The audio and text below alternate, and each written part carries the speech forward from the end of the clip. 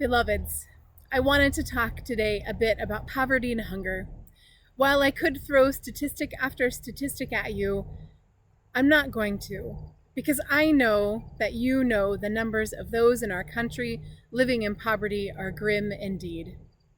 Looking at me, you might not know that as a child and teen, I grew up in poverty. I remember standing in line as a child with my mother to collect a food box from the pantry that may or may not have items that we could actually use. Government processed cheese, large quantities of baking supplies, sometimes bread, sometimes peanut butter, and often canned goods, some appetizing, some not. Unfortunately, when you come from an unstable household, baking supplies are not always useful. But surely enough, there were times when I was so thankful to have that can of green beans, which may have been the only partially useful nutrition, if not the only thing that I ate that day.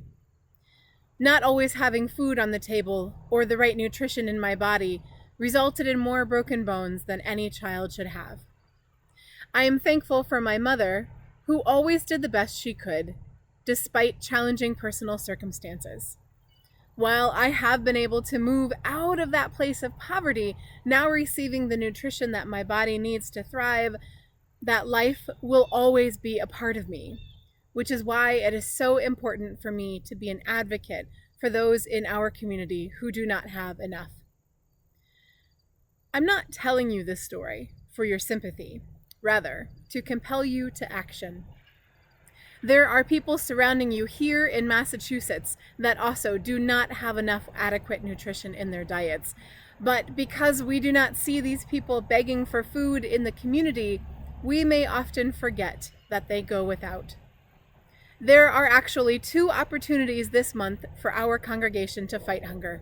The first is the annual crop walk on October 22nd. Sarah Ballard and I will be recruiting members during coffee hour to sponsor my Walking for Hunger at the walk.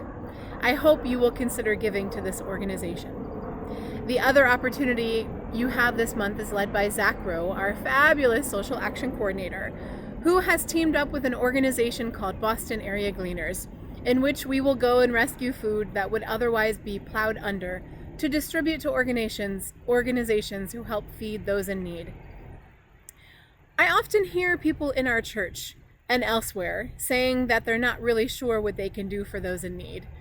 This month, you have 2 really wonderful opportunities, both to give financially and to show up.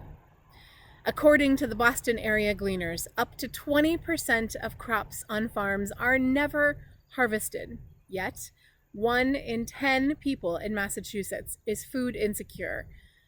That's 1 in 10.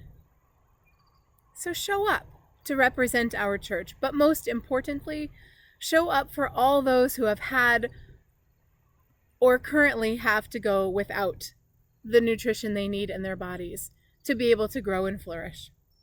On October 22nd, I will be walking to help end hunger, and I encourage you to sponsor me and to show up and support, or choose to collect sponsors and walk with me. On October 28th, Zach is leading a group from First Parish to go glean. I will be there, and I'm asking you to make a commitment to come with us to one or both events so that you can be a part of the change you wish to see in the world.